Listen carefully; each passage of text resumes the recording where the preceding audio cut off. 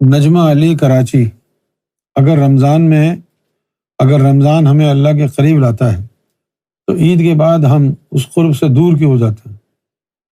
رمضان کا حاصل ہماری زندگی میں مستقل کیسے رہ سکتا ہے؟ بھئی رمضان میں آپ روزے رکھتے ہیں نا، تو روزے رکھنے کا مقصد کیا ہے؟ نفس کو پاک کرنا۔ تو ایک مہینے کے روزوں میں تو نفس پورا پاک نہیں ہوتا نا، تھوڑی بہت پاکی آتی ہے، پھر اس کے بعد 11 مہینے کا حرامی پن اس کو ختم کر دیتا ہے۔ 11 مہینے سے پھر آپ کرتے، اس کا پرماننٹ سولوشن کیا ہے کہ تزکیہ نفس کی تعلیم حاصل کرو، نفس کو پاک کر لو۔ جب نفس پاک ہو جائے گا تو پھر سدا بہار روزہ دار ہو، پھر تمہاری کیفیت تبدیل نہیں ہوگی۔ جب تمہارا نفس پاک ہو جائے گا کیفیت تبدیل نہیں ہوگی، ویسی رہے گی، دائمی ہو جائے گی۔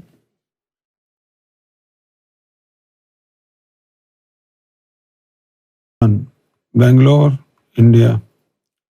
رمضان کے دوران بھی ہم اکثر صرف اپنی بھوک اور پیاس کا وقت بدل لیتے ہیں۔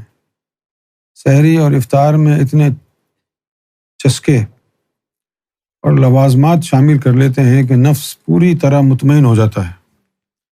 پھر بھی لوگ کہتے ہیں کل روزہ نہیں ہے، اب سب کچھ کھائیں گے۔ تو کیا یہ اس بات کا ثبوت نہیں ہے کہ ہم نے اپنے نفس اور روح کی اصل تربیت کو نظر انداز کر دیا ہے؟ جی ہاں، یہی ہے۔ لوگوں کو، اکثر مسلمانوں کو پتہ ہی نہیں ہے کہ روزہ رکھنے کا مطلب کیا ہے، کیوں رکھتے ہیں روزہ، نماز کیوں پڑھتے ہیں۔ بس ان کو یہ ہے کہ فرض ہے تو کرتے رہو۔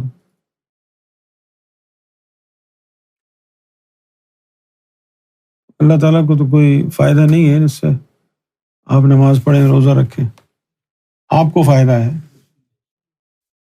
اگر آپ صحیح طریقے سے نہیں کریں گے تو آپ کو نقصان ہوگا، اور نقصان ہی ہو رہا ہے۔ مسجدوں میں بھی جا رہے ہیں، نمازیں بھی پڑھ رہے ہیں، اس کے باوجود بھی ہمارے کردار میں تبدیلی نہیں آ رہی۔ جھوٹ بول رہے ہیں، فراڈ کر رہے ہیں، دھوکہ دے رہے ہیں، داڑھی بھی رکھی ہوئی ہے، نماز بھی پڑھ رہے ہیں، فراڈ بھی ہو رہا ہے، بے ایمانی بھی ہو رہی ہے، کیا فائدہ ہوگا؟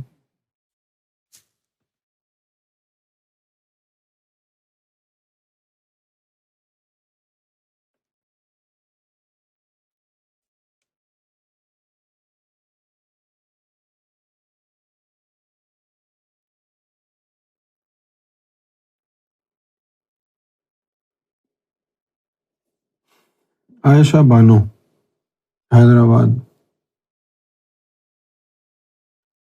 آپ نے فرمایا تھا کہ دعا اس وقت مانگنی چاہیے جب معاملہ آپ کے بس میں نہ ہو، جب آپ کو لگے کہ وہ ناممکن ہے۔ لیکن پھر میرے دل میں یہ خیال آتا ہے کہ اگر اللہ کو دعا قبول نہیں کرنی ہوتی تو وہ میرے دل میں ڈالتے ہی کیوں؟ میں اس کام کے لیے دعا کر رہی ہوں کیونکہ اللہ نے ہی مجھے توفیق دی ہے، دعا کرنے کی توفیق دی ہے صرف آپ کو۔ پھر اگر اللہ نہ چاہے تو انسان کچھ بھی نہیں چاہ سکتا۔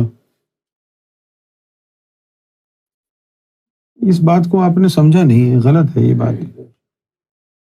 کہ اگر اللہ نہ چاہے تو انسان کچھ بھی نہیں چاہ سکتا۔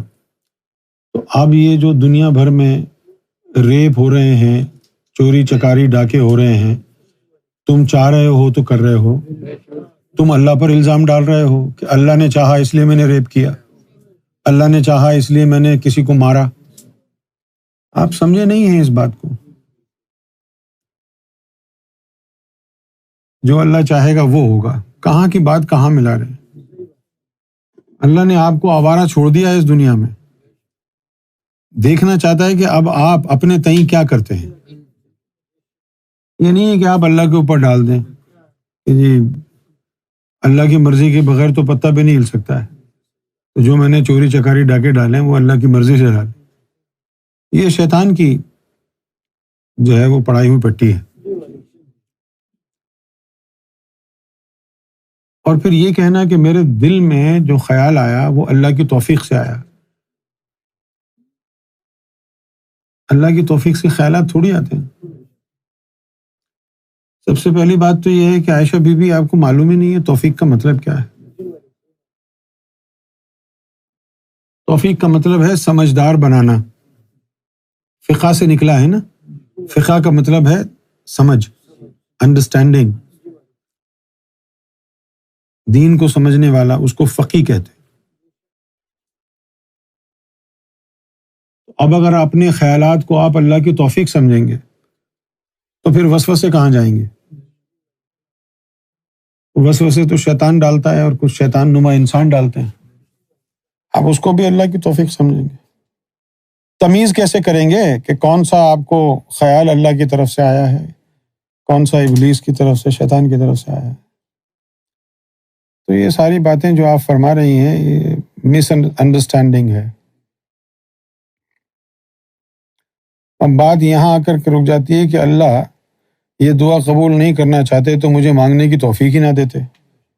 دیکھیں نا، گمراہی کی طرف جا رہی ہیں نا اب آپ، کیونکہ یہ دین کا حصہ نہیں ہے۔ یہ بات جو آپ نے خود ہی سمجھ لی ہے کہ یہ جو خیال کی توفیق اللہ نے دی ہے، یہ خود ہی آپ سمجھ رہے ہیں نا۔ اللہ نے تو قرآن میں نہیں کہا، نہ حدیث میں کہا کہ جو بھی تمہیں خیال آتا ہے اللہ کی توفیق سے آتا ہے۔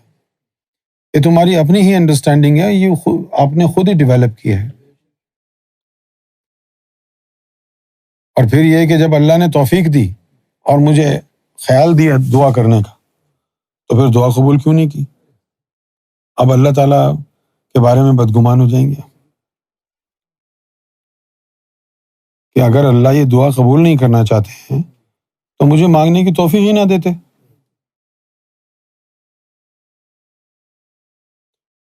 کل آپ کوئی گناہ کرتے ہیں، اس وقت کیوں نہیں کہتے ہیں کہ اے اللہ یہ گناہ مجھ سے کیوں کروایا تو نے، اب جہنم میں تو میں جاؤں گا؟ اس وقت نہیں کہتے۔ اصل مسئلہ ہی یہی ہے نا، ہر شخص نے قرآن و حدیث کو ایک طرف رکھ دیا ہے اور دین کے اوپر اپنی رائے قائم کر لی ہے کہ جی یہ ہے معاملہ۔ اس کی وجہ سے دین کی جو سمجھ ہے وہ اور اس کا جو مفہوم ہے وہ بہت زیادہ مشکوک ہو چکا ہے۔ اب صحیح بات کا سمجھنا عام لوگوں کے بس کی بات نہیں رہی۔ جیسے تقدیر کا مطلب ہے، قضاء اور قدر کا جو معاملہ ہے، یہ تمام نازک معاملات اب لوگوں کی سمجھ میں نہیں آتے۔ میری تقدیر میں کیا لکھا ہے، کیا رسوائی لکھی ہے، کیا یہ لکھا ہے، کیا وہ لکھا ہے؟ کوئی مر جاتا ہے تو کہتے ہیں کہ اللہ کی یہی مرضی تھی۔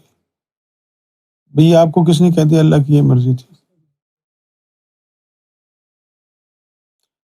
کسی نے خودکشی کر لی اور آپ نے کہا اللہ کی یہی مرضی تھی، تو پھر کیا ہوگا؟ کیا یہ خودکشی اللہ نے کروائی اس سے؟ کسی نے کسی کو مار دیا تو آپ یہی کہیں گے اللہ کی یہی مرضی تھی، یہ ایسا ہی تقدیر میں یہی لکھا تھا؟ نہیں، ایسی بات نہیں ہے۔ زیادہ تر اموات، زیادہ تر جرائم جو ہوتے ہیں وہ اس لیے نہیں ہوتے کہ تقدیر میں لکھے ہوئے تھے آپ، ان کو کہتے ہیں ناگہانی آفت، ناگہانی موت، جو آپ کی تقدیر ازل میں نہ لکھی ہو۔ بھئی اگر آپ یہ کہیں کہ زندگی اور موت اللہ کے ہاتھ میں ہے اور سامنے سے ٹرین آ رہی ہے، کھڑے ہو جائیں آگے کہ زندگی موت تو اللہ کے ہاتھ میں ہے، تو اگر آپ نہ کھڑے ہوں گے ٹرین کے آگے تو بچ جائیں گے، ٹرین کے آگے کھڑے ہو جائیں گے تو مر جائیں گے۔ تو یہ اللہ تعالیٰ کے ہاتھ میں زندگی موت تو آپ کے ہاتھ میں ہو گئی۔ آپ نے ڈیسائیڈ کیا نہیں مرنا تو آپ ہٹ گئے، آپ نے ڈیسائیڈ کیا مرنا ہے تو آپ کھڑے ہو گئے۔ تو اللہ کے ہاتھ میں کہاں ہوئی؟ آپ کے ہاتھ میں ہی ہے۔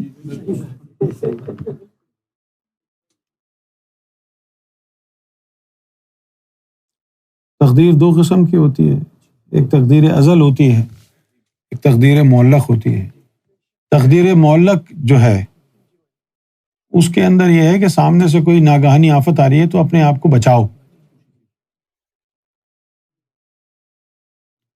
کوئی ناگہانی آفت آ رہی ہے تو اپنے آپ کو بچاؤ.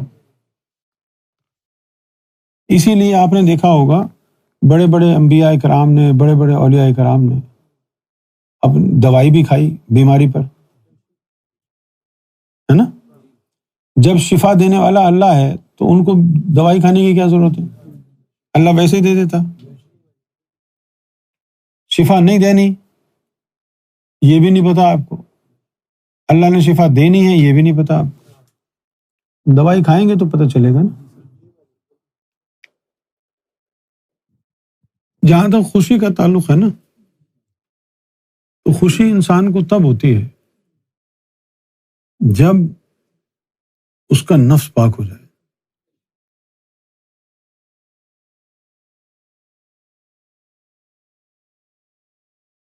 کیونکہ نفس پاک ہونا کوئی آسان کام نہیں ہے.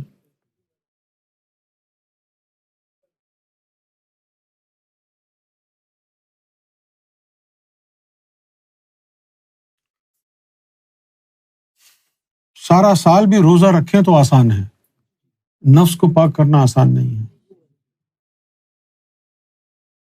نفس کو پاک کرنا آسان نہیں ہے. نفس کو پاک کرنا ایسا ہی ہے جیسے آپ نے موت کو گلے لگایا ہو، جیسے آپ نے نفاق، کفر، شرک کو گلے لگایا ہو. کیونکہ ان تمام کیفیات سے گزرتا ہے انسان جب نفس پاک ہوتا ہے. توبہ کرتا ہے کہ یار یہ نفس پاک کرنے کے چکر میں نہ پڑے تو اچھا ہے. کیونکہ وہ انسان کا ایمان جو ہے نا بالکل دہانے پہ لا کے کھڑا کر دیتا. کیونکہ شیطان کی کوشش ہوتی ہے کہ اس کا نفس پاک کرنے کی تمام کوششوں کو وہ زیرو کر دے اور پھر بدلے کے طور پر تجھے اس حال میں پہنچا دے کہ تیرا ایمان ہی چلا جائے، مرتد ہو جائے، تو کافر ہو جائے، مشرک ہو جائے. لیکن نفس پاک کیے بغیر کامیابی بھی نہیں ہے اسلام میں.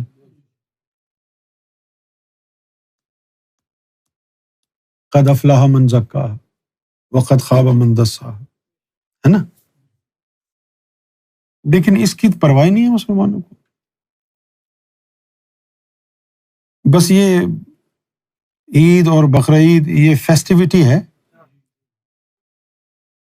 اس کو میٹھی عید بولتے ہیں.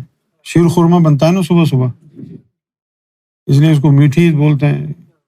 یہ بقرعید ہے، اس کو خوب قربانی کر کر کے اپنے آپ کو ہی کھلاتے ہیں. فیسٹیوٹی رہ گئی ہے. جس طرح میں بتاؤں سنی عوام میں کنڈے منانے کا رواج تو ہے، لیکن شاید یہ نہیں پتا ان کو کہ کیوں منا رہے ہیں.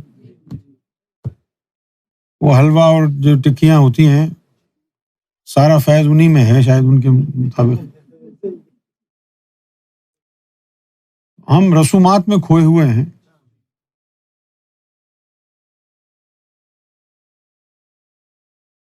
کوئی کھڑا ہو کے یہ کہتے کہ جی رمضان کے جو روزے رکھے ہیں اس سے مجھے یہ فائدہ ہوا روحانی طور پر. کیونکہ معیار تو اللہ نے بتا دیا نا روزے کا قرآن میں، لعلکم تتقون، تم پر روزے اس لیے فرض کیے تاکہ تم متقی بنو. تو رمضان کے اختتام پر متقی بنے آپ.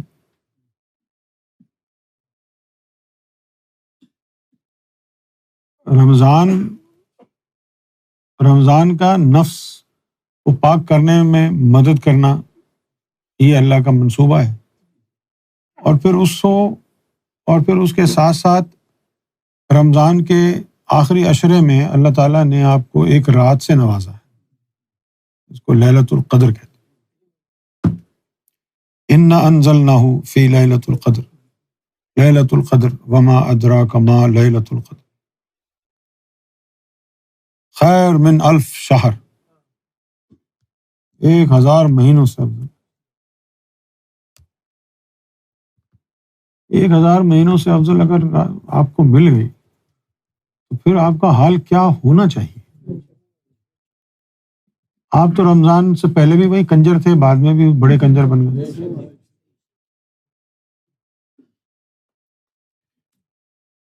A lot of Muslims put on weight in the month of Holy Ramadan, and this is when they fast throughout the day.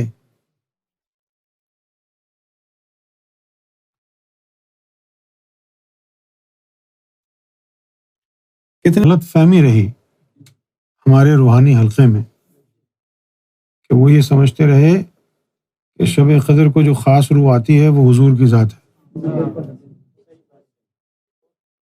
پتہ نہیں کیوں یہ غلط فہمی میں مبتلا رہے، جبکہ آپ سوچیں یہ جو قرآن ہے حضور کے اوپر اترا ہے نا، حضور کے قلب کے اوپر آیت نازل ہو رہی ہے، خیر من الف شہر تنزل الملائکۃ والروح، ملائکہ آتے ہیں نیچے اور وہ ایک روح ہے وہ آتی ہے. اس سرکار نبی پاک صلی اللہ علیہ وسلم تو زمین پر موجود ہیں، شب قدر کے رات کو خصوصی طور پر تو نہیں آتے، وہ تو وہیں پر موجود ہیں. تو پھر آپ یہ کیسے کہہ سکتے ہیں کہ والروح سے مراد حضور کی ذات ہے؟ لیکن یہی بولتے رہتے تھے، پتہ نہیں کیوں. واللہ عالم. ساری انجمن سرفروشان اسلام کا یہی عقیدہ تھا، شاید آج بھی یہی ہے، یہی عقیدہ تھا کہ بھئی وہ حضور کی آمد ہوگی، وہ تو شب قدر. جب حضور زمین پر موجود ہے تو پھر کون سی روح کی بات کر رہا تھا اللہ کہ تنزل الملائکۃ والروح. اچھا اب رہ گئی بات ملائکہ کی، تو اس جھانسے میں تو ہم آنے والے نہیں ہیں کہ بھائی ملائکہ کے آنے سے شب قدر ہوگی. ملائکہ سے افضل مومنین زمین پر موجود ہیں، تو پھر ملائکہ سے کیا ہے، ملائکہ کے آنے جانے سے وہ خاص روح ہے. وہ اشارہ ہے امام مہدی علیہ الصلوۃ والسلام کے وجود مبارک میں جو عکس اول ہے، کیونکہ اس کو دیکھ کے تو اللہ تعالیٰ نے بھی جنبش کھائی تھی 7 دفعہ. اس کے حسن کا عالم کیا ہوگا، اس کو دیکھ کے تو اللہ تعالیٰ نے بھی جو ہے نا جنبش کھائی تھی نا. تو اگر یہ تم کو ہر سال ایک رات یہ مل جائے اور کچھ بھی نہ ملے، تو خدا کی قسم ایک رات ملنے کے بعد دوسری رات کی ضرورت ہی نہیں ہے. ایک رات اگر مل جائے، حدیثوں میں لکھا ہوا ہے کہ جس کو ملتی ہے اس سے جبریل علیہ السلام آ کے مصافحہ کرتے ہیں. آپ نے کبھی محسوس کیا اس سے مصافحہ کیا جبریل علیہ السلام؟ آپ سے نہیں کہہ رہا میں، عام لوگوں سے جو مسجدوں میں بیٹھے رہتے، اور پھر مسجد کے اندر سارے بڈھے بڈھے بیٹھے ہوتے تھے جن کو پتا ہے کہ اب کرکٹ نہیں کھیلی جائے گی، اور وہی بیٹھے ہوتے. ہائے ہائے کتنا بڑا فضل ہے سرکار آپ کا کہ آپ ہمیں مل گئے، ورنہ ہماری مٹی پلیت پہلے بھی تھی اور مزید ہو جاتی. سرکار جو مل گئے یہ بہت بڑا احسان ہے مالک کا. ہاں لاتعداد شب قدر قربان ہوں سرکار کے نالین مقدسہ کی دھول پر. وہ لمحہ ہے شب قدر کا جب سرکار مل گئے. تم کو کیا محسوس ہوتا ہے نا؟ ہو